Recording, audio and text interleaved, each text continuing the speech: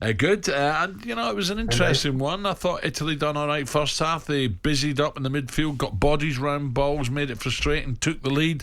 But then England, no panic, came back in it. And Bellingham and Harry together, just absolute class.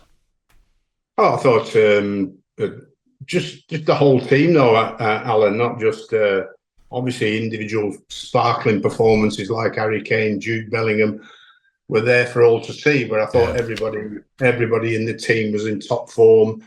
I thought the quality of the football they showed, I think for the first time on how to break down a very stubborn defence, was playing for all to see. And we've struggled in the past at international level and World Cup and European Cup level to break this defensive formations down. And obviously tonight last night we showed we definitely had the talent to do that. And we've got talent all over the pitch and we've got talent all over the bench. So we clearly have the best squad in the world at the moment to go and win the next championship. Sam, I was pleased for Harry Maguire as well, because the crowd got behind him and he's had a bit of stick in recent games, but he's never really let anybody down, has he? When he puts that England shirt on, he seems to go out and forget about his club football. He's not playing on a regular basis and try and do the business for Gareth. Well, sadly for Harry, he's the only person that doesn't feel like he's any good is his manager at Manchester United, which is very sad for him, because prior to Ten Hag coming, he was a top man, he was a captain, and he's been playing for England and still playing for England, still holding a high quality level, and he showed that last night. And when you consider when you're not, and we all know when we didn't play, what it was like when we got thrown straight back in and how difficult that used to be for us with our lack of match practice, he seemed to take it on the chin and just stroll through the game with ease, like you mean. So Harry was outstanding again.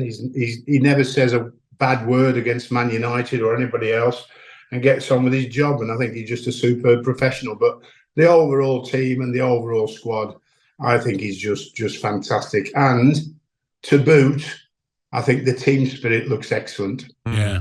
It must be difficult for the likes of Maddison on the bench, Grealish on the bench, when you see players are not playing all the time. How do you keep them happy, Sam? Oh, I wasn't going to approach this subject till you said it, Alan, but because when was the last time we had such a big squad, we had to worry about the players we left out, and we really do have to worry about the. So the problem he has now is that he has to keep those players happy, and he's not to disrupt the squad too much. That's going to be, a huge task management wise. I hope he manages it brilliantly. He's got the capability and the experience of the staff to do that now, and the team spirit is there. So. Yeah. I mean, apart from injuries, there was still no Saka, and I mean, what happened to Sterling and Mount now? They're long past in the history books, unfortunately, aren't they? This is how quick the talented England's coming through, Alan. Yeah. Sam, as a manager of England, are you concerned when your players are not playing on a regular basis? There's been talk that Calvin Phillips in at midfield, he doesn't play on a regular basis. Man City and Maguire, Manchester United. If you're a manager of England, does that really affect you, or you say, no, look, I'm going to stick with the guys and they're doing a good job for myself? Well, yeah, it would concern me. Sooner or later, Ray, it would definitely concern me if you lack of minutes, lack of matches. Like it may concern you when a player is overplaying. He's playing every single week in and week out. He's playing in Europe. He's playing in the Premier League. He's playing in the FA Cup. He's playing in the Carling Cup. There would definitely be, when you got his stats through, when you were an England manager, you'd see fatigue there, and you would look at that situation and say, do I really need him in this game? Can I use somebody else, for instance? Can we talk about it and explain to it? Probably the player would say, forget all about that rubbish, Gaffer, just put me in. But, you'd have to bring it up and see what's what. But certainly not having enough minutes. But the proof of the pudding is in the eating, and Calvin Phillips and Harry Maguire showed they were capable of playing against an Italian quality side, by the way. Now, there was one or two concerns defensively.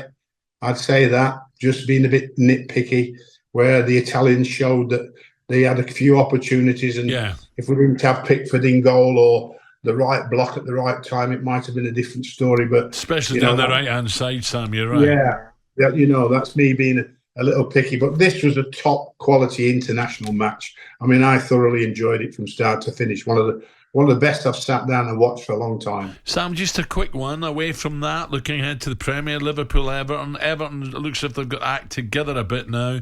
Of course, Calvin Lewin is so important to keep him fit. It's hard, but this is a game that Liverpool look decent. They look as if they're going to challenge City, Arsenal, Tottenham, if you like.